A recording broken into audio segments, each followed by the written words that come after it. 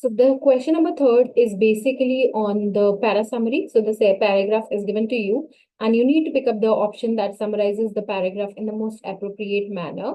So let's read this particular paragraph to get an idea of the to get the idea of the paragraph, and then to figure out the summary. So feminists have pointed out that much of the political power of biological arguments arises from the problematic assumptions about dimorphism grounded in essentialism and determinism. So feminism have pointed that the biological arguments, okay, the political powers, they arises from a problematic assumptions. Two distinct sexes are simply assumed and any apparent continuity between them, such as people with various intersex conditions, is either denied or treated as an exception that proves the rule. Okay. So they say that two distinct sexes are simply assumed and our apparent continuity between them, such as people with various intersex conditions, is either denied or treated as an exception that proves the rule. A close connection between female biology in terms of genes, hormones, and physiology and women's psychological attributes and social positions are also assumed, effectively collapsing traits best understood as gender slash sex or even gender traits into biologically determined sex traits. Now, the general notion is that biology, as opposed to culture, is monolithic, admitting of no real variation and fixed.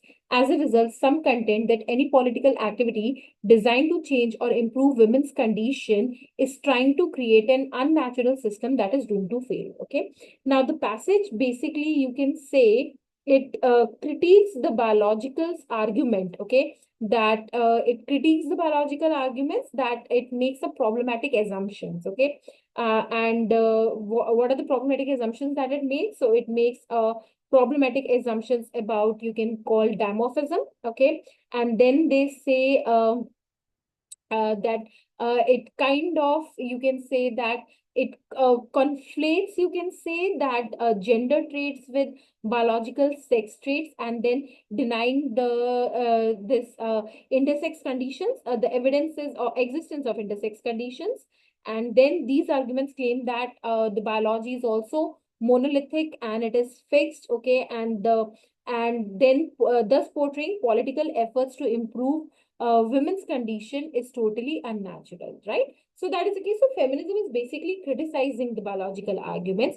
Now, the correct answer to this question is option number 3. That is, feminists argue that biological arguments are flawed, right? So this is true. This is what they are arguing, that the biological arguments are flawed, ignoring intersex variations. So yes, they are ignoring the intersex variations and wrongly linking female biology to social and psychological traits. And that is what they're saying, a close connection between female biology in terms of genes, hormone physiology, and women's psychological attributes and social position are also assumed, effectively collapsing traits, right? So this is clear. And wrongly linking female biology to social and psychological traits. So almost everything is correct here, right? Now let's see the other options. Feminists, you can say, critique the essentialist and deterministic views. Now, this is the problem here, right? So the feminist is not actually, you can say, they are criticizing the essentialist and deterministic view. So what they're actually criticizing is the dimorphism, like the problematic assumptions about dimorphism. And the dimorphism is grounded in essentialism and determinism.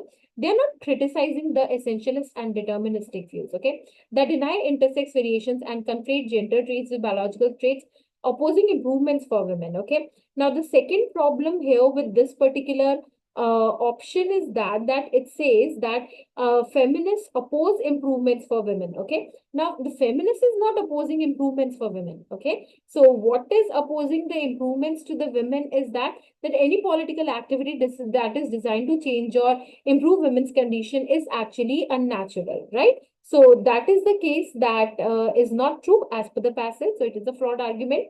So cannot be the answer. Now let's see the option number B. Feminists believe that biological determinism, again, there's a problem with the word determinism, okay?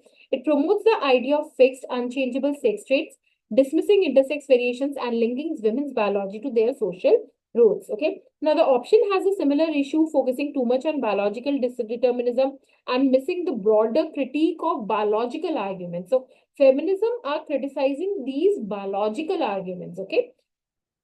And all of these, this intersex variation. So these are all the biological arguments that the critiques are criticizing. Okay. So no doubt that the two actually mentions important points, but again, it does not capture the critical perspective of feminists arguing against the flaws in these biological arguments, hence it cannot be the answer. Now, feminists oppose biological arguments because they deny the link of women's biology to their social rules, undermining political efforts to enhance women's condition. Now, this option misrepresents the passage by suggesting that feminists oppose biological arguments for denying a link between biology and roles, okay? Whereas the critique is about the incorrect linkage of biology to the social rule, okay? So one of the problematic assumption that the feminists are criticizing is that it actually links women biology to their social roles, okay? Now, this feminists oppose biological argument because they deny the link of women's biology to their social rules. This is incorrect, right? So there's a problem here. There's an incorrect linkage of biology to social rules here. Now, the second is that it also incorrectly suggests that feminists undermine political efforts. Okay, they say that any political efforts to improve women's condition will be treated as an unnatural, right? So feminists undermine political efforts. This is not being conveyed in the passage. Hence, C is your correct answer. I hope you got it correct.